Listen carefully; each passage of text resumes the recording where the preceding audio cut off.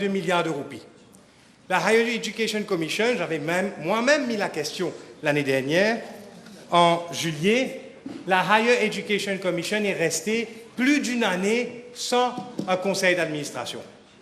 La même chose pour le Quality Assurance, le QAA, le Quality Assurance Authority, qui s'occupe de, bien sûr, qui s'occupe en tant que Quality Watchdog de se satisfaire que les standards académiques et la qualité des programmes des institutions de l'État soient respectés.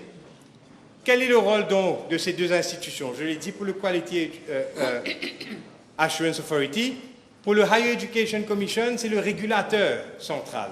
C'est lui qui s'occupe de financer les institutions publiques. On en a 9. Il y a l'Université de Maurice, il y a l'Université de Technologie de Maurice, il y a la Mauritius Institution of Education, il y a la Open University de Maurice, il y a le MGI RTI, il y a, et puis, bon nombre d'autres, Open University, Université des Mascareignes. Pourquoi donc instituer des conseils d'administration d'une part, si de l'autre côté, on décide de ne pas les remplir?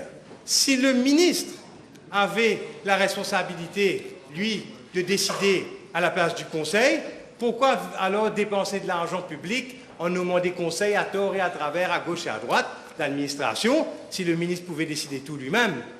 Là est une question. Parce qu'on n'a pas fait dans le cas de la HEC, dans le cas de la QAA et dans le cas des 9 institutions publiques. Pour la période que je parle, c'est uniquement cette année-ci qu'on a commencé à le faire.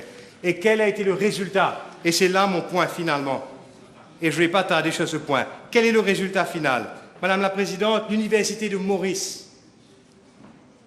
a régressé pendant cette année financière de 2024 de la 2457e place, 2457 mondiale,